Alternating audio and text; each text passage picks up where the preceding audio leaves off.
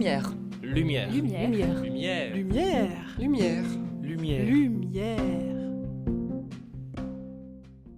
Lumière sur les fonds subantarctiques avec Thomas Saucède, chercheur au laboratoire Biogéosciences CNRS Université de Bourgogne-Franche-Comté à Dijon. Si je vous dis fjord des Portes Noires, vous pensez à des pirates perdus. Si je vous dis île du Prince de Monaco, vous pensez au soleil et à des dauphins perdus. En fait, ces noms sont ceux des petites îles dans l'archipel des Kerguelen. Bien que son nom sonne breton, l'archipel des Kerguelen n'est pas en Bretagne, mais dans les mers subantarctiques, au sud de l'océan Indien. C'est le terrain marin de recherche de Thomas Saucède, qui est chercheur et directeur adjoint du laboratoire Biogéosciences à Dijon, laboratoire CNRS, Université de Bourgogne-Franche-Comté. Il est paléontologue et macroécologue. Bonjour Thomas, vous êtes pour moi l'archétype de l'explorateur des temps modernes. Qu'allez-vous donc faire dans les 50e hurlants ? Alors, avant de vous parler des 50e hurlants, moi je vais vous parler d'Antarctique, parce que c'est par là que j'ai commencé. En fait, ce qui m'intéresse, c'est de la biogéographie, c'est-à-dire comprendre comment sont réparties les espèces sur Terre et pourquoi. Pourquoi c'est comme ça ? Est-ce que ça peut changer, en particulier comment ça a évolué au cours du temps, avec le changement de l'environnement, des climats, des océans, et éventuellement comment ça peut aussi changer dans l'avenir avec le changement climatique. Je me suis historiquement intéressé au début de ma carrière à l'Antarctique parce qu'on a des faunes tout à fait originales en milieu marin, avec une évolution tout à fait originale, en partie isolée du reste des autres océans. J'ai travaillé pas mal d'années sur l'Antarctique, et puis petit à petit, j'ai eu l'opportunité de m'intéresser dans un second temps aux terres australes françaises, tout simplement suite aux discussions et aux échanges avec les collègues. Dans un second temps, j'ai étudié la répartition des espèces dans les terres australes françaises. Ce qui est original, c'est que ce sont des archipels, ce sont des îles qui sont coincées en limite de deux océans. L'océan Antarctique, très froid, il fait toujours en dessous de 2 degrés pour les températures d'eau de surface. Puis un océan un peu plus chaud, toujours au-dessus de 8 degrés, l'océan Indien. Et donc ce sont des îles qui, en plus d'être isolées, ont une position tout à fait originale vis-à-vis de l'océan et du climat.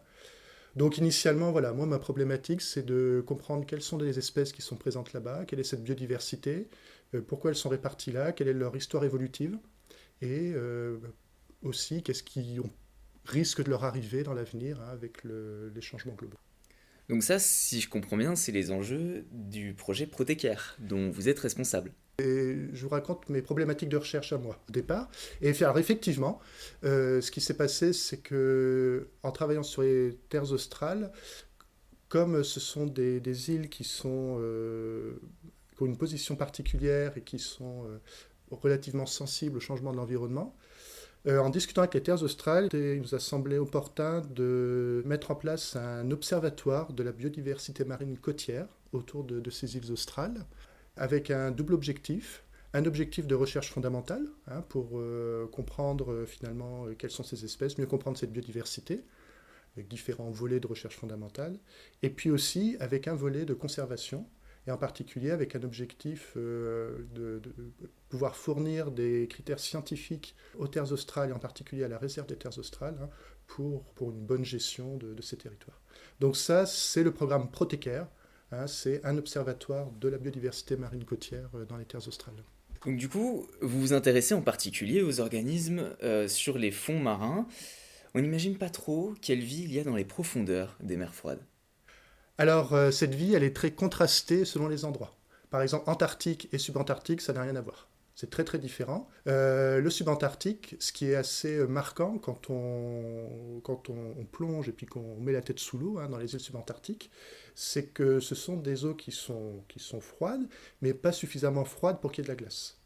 Et ça, c'est déterminant pour la vie marine, parce qu'on va trouver en zone côtière, entre 0 et 100 mètres, une grande diversité, une grande abondance d'organismes. Les fonds marins sont vraiment couverts d'un tas d'organismes. Alors c'est très varié, ça va depuis des coraux, des éponges, aux poissons. Donc il y a une grande richesse, une grande diversité. A l'inverse, quand on est dans des eaux vraiment antarctiques, où là la glace est très présente en zone côtière, cette grande diversité, on va la trouver plus profondément au-delà des 100 mètres. Donc c'est beaucoup moins, il y a moins d'abondance, moins de diversité dans les premiers mètres. Et peut-être que vous avez déjà été amené à rencontrer de nouvelles espèces? Oui, mais je m'en suis pas rendu compte, pas tout de suite.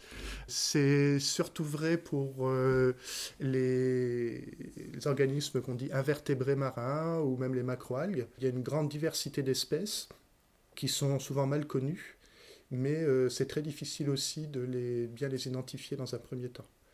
Donc finalement, on a fait des observations, régulièrement on prélève des espèces, des individus, et finalement, c'est après avoir fait un certain nombre d'analyses que ce soit moi ou les collègues, on s'aperçoit qu'en fait c'est une nouvelle espèce ou un nouveau groupe. Mais sur le moment, on n'a pas de connaissances suffisamment exhaustives et pointues pour se dire ah tiens, subitement voilà une nouvelle espèce.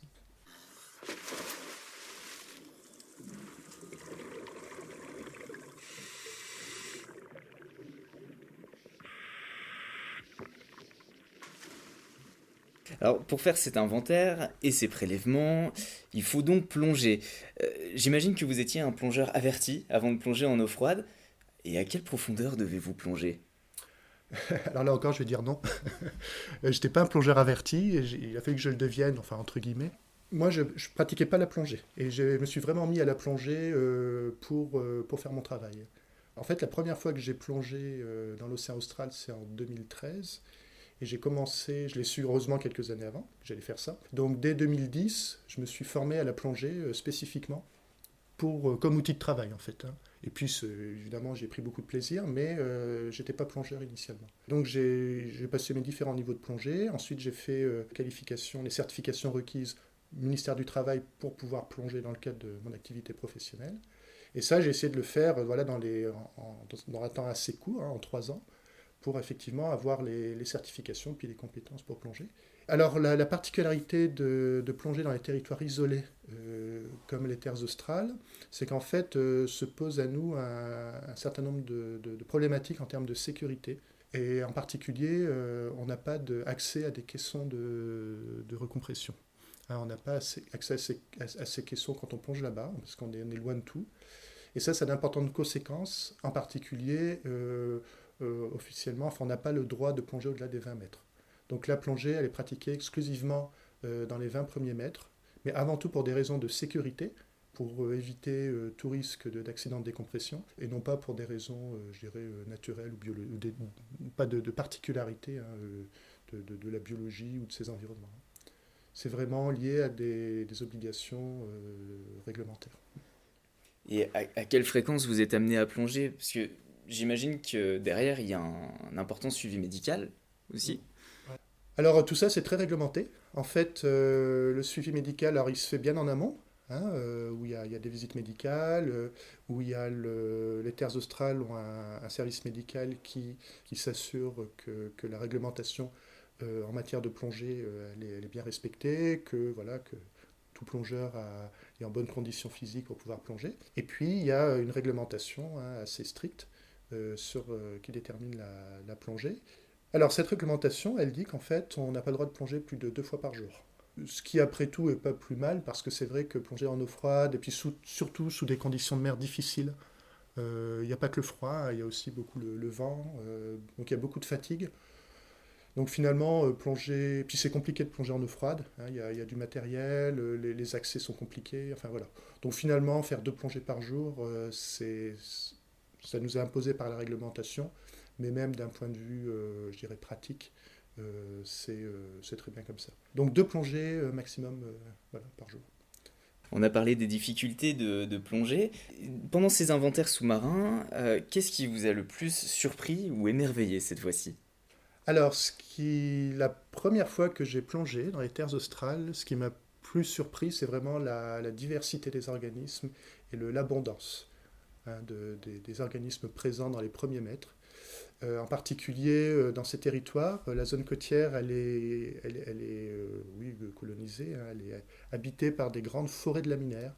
Donc ce sont des grandes algues, hein, des macroalgues, qui sont gigantesques, hein, elles peuvent faire une quarantaine de mètres de haut. Hein. De long. Et ces environnements de laminaires, enfin ces environnements-là en particulier, ils facilitent la présence d'un grand nombre d'espèces, ce qui fait qu'on a des fonds marins qui sont vraiment très très riches. Hein. On a un tas d'organismes, beaucoup de couleurs, Et ça, c'est assez saisissant parce qu'on ne s'attend pas forcément à ça quand on plonge en eau froide. Et puis surtout, ça fait un contraste énorme avec ce qu'on a à terre.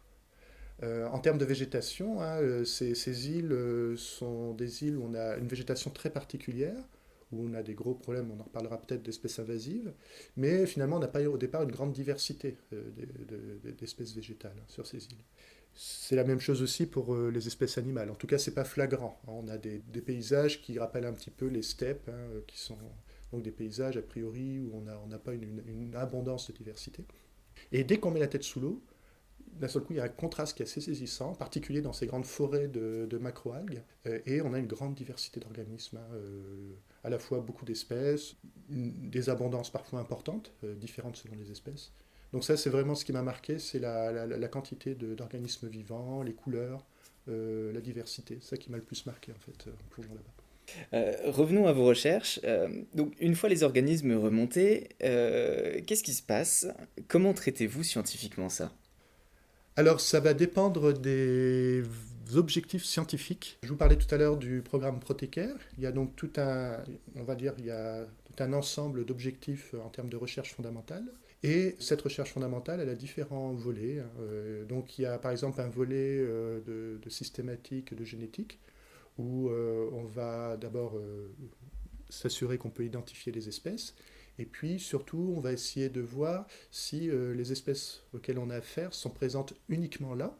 On dit qu'elles sont endémiques, c'est-à-dire qu'elles n'existent pas ailleurs, sont propres à l'archipel, ou si on les retrouve également dans les autres archipels, pour les espèces connues, ou au-delà.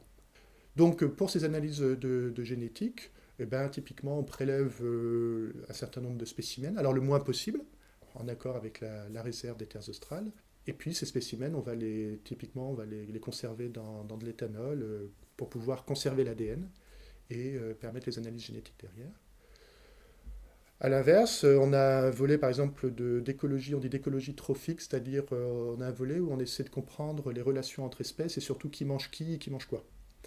Et pour ces analyses-là, on va bien sûr regarder ce que mangent les différents organismes, en regardant par exemple le contenu de l'appareil digestif, mais on va aussi faire des mesures chimiques, en particulier des mesures, on dit isotopiques, sur le carbone, des éléments comme le carbone et l'azote et le soufre.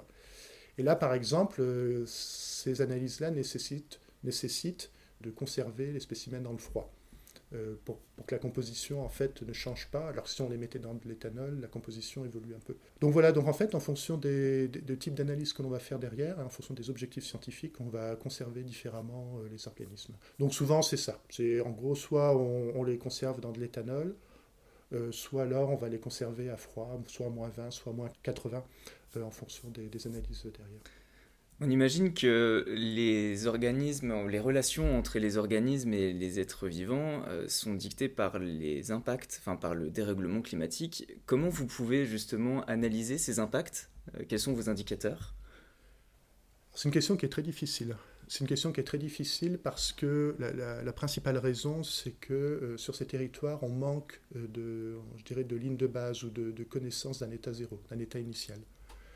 Donc on est un peu coincé, c'est-à-dire qu'en même temps, on doit faire un inventaire de la biodiversité et puis des relations effectivement entre espèces. Et puis d'un autre côté, on sait qu'il y a déjà des changements de l'environnement, qu'il y a des impacts, et donc tout ça est en évolution déjà. Donc c'est une question qui est un peu compliquée, donc on essaie de faire les deux. Donc d'un côté, on fait un inventaire des espèces, puis pour un certain nombre d'espèces, on va soit regarder leur répartition, voir si finalement on suspecte un changement, soit un changement réel, soit alors à travers des modèles qu'on peut faire derrière. Donc par exemple, on va voir si la répartition d'espèces est sensible aux variations de température. Donc si on enregistre par exemple au cours des années une importante augmentation de température, on peut essayer de voir si en théorie on peut avoir un impact sur l'espèce. On va aussi pouvoir faire des expériences pour voir vraiment là physiologiquement sur quelques individus, par exemple en aquarium, quel est l'impact vraiment concret que l'on observe, par exemple des variations de température de l'eau sur les individus. Donc ça, ce sont des impacts directs sur les espèces. Ensuite, pour les relations entre les espèces elles-mêmes, ça c'est beaucoup plus compliqué. On va essayer de le faire notamment à travers ce que je disais tout à l'heure, l'écologie trophique, c'est-à-dire à travers la reconstitution des chaînes alimentaires. En fait, en regardant un peu les redondances ou les relations entre espèces, entre les relations d'espèces mangées, puis au contraire les prédateurs qui vont se nourrir des espèces plus haut niveau de la chaîne alimentaire, eh bien, en fonction de ce type de relation, on peut essayer de prédire l'impact de changement de l'environnement, ou par exemple du changement dans les ressources nutritives au départ, sur ces relations entre espèces. Alors, je suis très curieux, j'imagine que je suis pas le seul, à savoir comment se déroule une mission en Terre australe. Comment ça s'organise en amont? Est-ce que vous avez des autorisations spéciales à demander? Quelles sont les conditions logistiques? J'imagine que l'inventaire du matériel emporté doit être vérifié maintes et maintes fois pour être sûr de rien oublier. Oui, tout à fait. Alors c'est très long, il y a beaucoup de choses à faire. On est beaucoup aidé pour ces missions-là par l'Institut polaire français, qui est une agence de moyens et qui nous aide beaucoup en termes de logistique. Donc le travail se fait en lien étroit avec les équipes de l'Institut polaire. En général, spécifiquement pour les terres australes, une campagne, ça se prépare, je dirais, 2 ans à l'avance, où on va déposer un projet, on va prévoir, on va tout simplement exposer les objectifs, etc. Puis tout ça va être évalué par des pairs, et puis finalement, on nous dit, est-ce qu'effectivement, votre projet paraît pertinent ou pas, et est-ce qu'on est en mesure aussi de le mettre en œuvre dans les terres australes. Et à partir du moment où l'Institut polaire nous dit, voilà, ça, on va être en mesure, on peut réussir à le mettre en œuvre, là s'enclenche, je dirais, le processus, où on va demander un certain nombre d'autorisations. Alors, vis-à-vis des terres australes françaises, des autorisations de demande d'accès, de demande d'implantation de structures, par exemple un thermomètre, un enregistreur du climat, quel qu'il soit, et puis effectivement autorisation de prélèvement, en particulier parce qu'on va travailler dans une réserve. En fait, ces territoires font partie d'une grande réserve, mais en fonction du type d'organisme que l'on étudie, on a besoin d'autres autorisations. Par exemple, alors c'est pas le cas du programme Protecare, mais par exemple les collègues qui travaillent sur les oiseaux mammifères marins ont besoin d'autorisations supplémentaires. Donc effectivement, il y a tout un tas d'autorisations à demander, puis il y a tout l'aspect logistique, où effectivement, il faut, longtemps à l'avance, on liste tout ce dont il nous faut pour ne rien oublier, faire un colisage, suivre toutes les réglementations qui prévalent pour le transport maritime, et puis tout ça en accord avec l'Institut polaire. Je dirais, voilà, une mission, ça se prépare 2 ans à l'avance, et puis il faut aussi, effectivement, discuter aussi des objectifs scientifiques. Il ne faut pas que la science passe au second plan. Donc ça veut dire se mettre d'accord sur des objectifs prioritaires avec des collègues chercheurs, enseignants-chercheurs, et puis qu'ils soient disponibles. Il y a toujours plein de surprises quand on travaille dans ces territoires, c'est-à-dire qu'on ne part pas forcément au moment où on pensait partir. Le séjour ne fait pas non plus toujours exactement la durée qu'on avait envisagée. Donc il faut que chacun puisse aussi accepter ça et soit suffisamment souple et soit capable de s'adapter. Donc c'est vrai qu'il y a beaucoup de contraintes logistiques et puis beaucoup de travail aussi en termes administratifs. Et quand vous partez, j'imagine que vous n'emportez pas juste des masques, des bouteilles d'oxygène, d'air. Vous avez des outils particuliers. Qu'est-ce que vous utilisez pendant vos missions? Alors là encore, ça va dépendre des objectifs scientifiques. Alors, comme on plonge beaucoup, on travaille beaucoup en plongée. Donc pour la plongée, effectivement, il y a quand même un équipement assez lourd à emmener. Il y a l'équipement de plongée, effectivement, les bouteilles, le compresseur pour pouvoir gonfler les bouteilles. Donc il y a tout un équipement assez lourd. Et puis il y a un tas d'instruments qu'on va utiliser sous l'eau. Par exemple, pour fixer des instruments au fond de l'eau, on va utiliser des petits percuteurs hydrauliques. On travaille beaucoup à partir de l'image aussi, de plus en plus. Pas que nous, ça c'est vrai en écologie marine en général. Aujourd'hui, on travaille beaucoup à partir de l'image. Donc on a des caméras ou des appareils spécifiques pour l'image. Donc tout ça se prépare en amont. Et puis ensuite, je dirais que ça va dépendre aussi des expériences ou ce qu'on appelle les manipulations qui sont prévues sur la campagne. Par exemple, si on a prévu de prélever des organismes et de faire des expériences en aquarium, parce qu'on a un petit laboratoire à Port-au-Français au Kerguelen, donc qui permet de faire ces expériences, ça veut dire qu'il faut avoir prévu tout ce qu'il faut pour l'aquariophilie. Donc il faut des aquariums, il faut des pompes, il faut tout ce qu'il faut pour oxygéner. Il faut des pompes pour pouvoir prélever l'eau de mer et puis faire, par exemple, des circuits ouverts. Donc, très rapidement, par exemple, sur la dernière campagne, on avait à peu près 700 kg de matériel, avec une quarantaine de mâles. Donc, oui, ça se prépare assez à l'avance. Il y a pas mal de matériel. Oui. Alors, ça fait maintenant 20 ans que vous allez dans les zones subantarctiques et antarctiques. Est-ce que vous avez constaté des changements notoires sur la faune et la flore? Le réchauffement climatique influence-t-il les relations entre les espèces? Alors, c'est une question qui est encore une fois difficile pour la raison que j'évoquais tout à l'heure. C'est qu'on connaît encore très mal ces territoires et sa biodiversité. Alors, malgré tout, il y a des choses que l'on sait. On sait déjà que la zone subantarctique en particulier se réchauffe. Ça, c'est pas une surprise, pour différentes raisons. Pour donner une idée, on est à peu près, en moyenne pour les eaux de surface, on a gagné à peu près 1 degré Celsius sur les 50 dernières années. Alors je dis sur les 50 dernières années parce que finalement ces changements climatiques, c'est à cette échelle-là souvent qu'ils se mesurent. C'est très difficile de mesurer des changements climatiques sur des périodes beaucoup plus courtes. C'est-à-dire on voit des événements, mais on n'est pas capable de les interpréter en termes d'effets durables, par exemple. Il y a une augmentation en moyenne d'1 degré sur les 50 dernières années pour les eaux de surface. Ce que l'on observe aussi depuis, là je dirais, peu d'années, c'est des périodes de ce que j'appelle des canicules, des vagues de chaleur. C'est-à-dire que pendant l'été austral, pendant 2 semaines, on a subitement des températures beaucoup plus fortes que ce qu'on pouvait enregistrer au préalable. Alors ça, c'est ponctuel. Ça dure 2 à 3 semaines, ça dépend. Ça arrive de plus en plus fréquemment et de plus en plus fort tous les ans. Alors là, c'est difficile de dire ce qui va advenir. Mais voilà, ça c'est un autre effet. Donc c'est pas qu'une question d'augmentation générale de la température, c'est très lié surtout, ça se manifeste beaucoup par des événements extrêmes en fait. Alors les conséquences, on sait, parce qu'on a fait des expériences en aquarium, qu'un certain nombre d'espèces supportent très mal ces périodes de forte chaleur, tout simplement parce que même si on est en zone subantarctique, on a la majorité des espèces sont des espèces, on dit, qui ont des affinités antarctiques. C'est-à-dire que ce sont des espèces qui, au cours des derniers millions d'années, se sont quand même beaucoup adaptées aux eaux froides. Et donc ces espèces, souvent, réagissent très mal à une augmentation importante de température. Elles ne sont pas du tout prêtes, elles ne sont pas résilientes, elles ne sont pas prêtes à ça.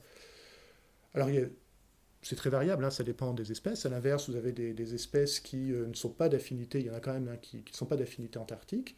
Je pense par exemple à la moule bleue, notre moule, qui finalement a une répartition presque mondiale, et par exemple typiquement c'est une espèce qui est très très résiliente et puis qui supporte des très grosses variations de température. Mais pour des espèces vraiment propres, d'affinité antarctique et endémiques à ces îles, ce sont des espèces qui vont être très sensibles. Donc ça se traduit par de la mortalité. Alors ça on le sait à partir d'expériences en aquarium. Je ne serai pas catégorique pour le terrain. On a observé des mortalités sur le terrain, mais je ne suis pas capable d'assurer que c'est vraiment pour une raison de température. D'autant qu'il peut y avoir un tas de phénomènes. Et en fait, les conséquences des augmentations de température, ça peut avoir beaucoup d'effets indirects. En particulier sur les maladies, sur les espèces exotiques. Typiquement, une augmentation de température peut être favorable à l'invasion d'une espèce exotique qui est normalement distribuée plus au nord. Donc il y a beaucoup d'effets indirects aussi sur les espèces. Ça, donc c'est vrai que l'augmentation ou les changements, les variations, la variabilité de température, c'est un gros sujet. Mais il y en a d'autres. Il y a par exemple le sujet de l'acidification des océans.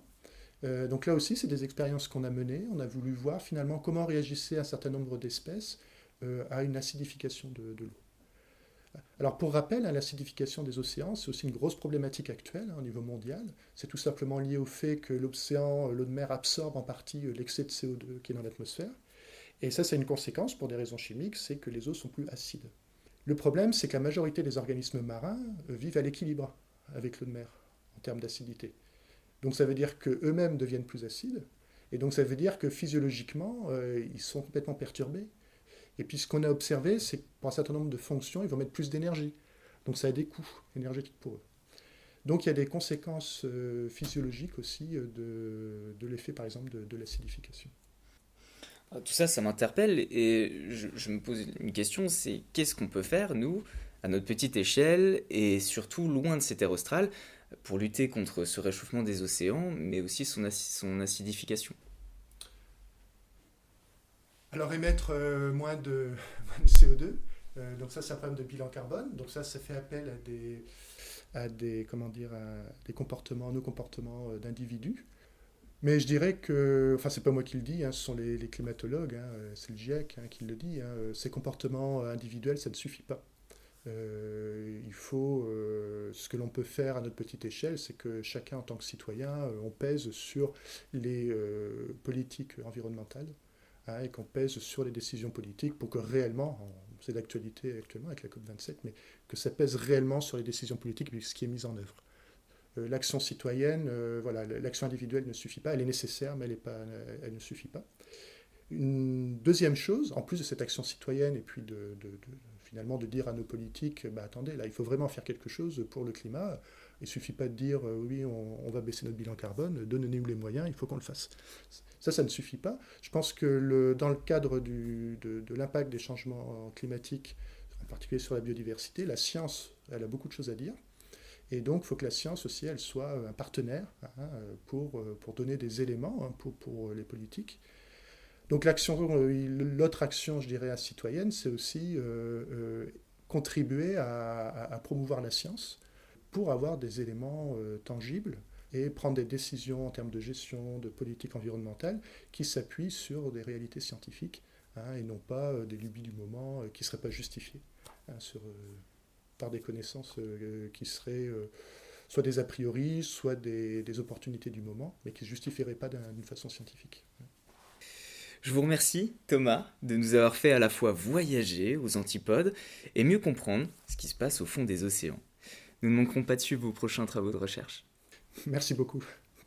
C'était Lumière sur les fonds subantarctiques avec Thomas Saucède, chercheur au laboratoire Biogéosciences, CNRS Université de Bourgogne-Franche-Comté à Dijon.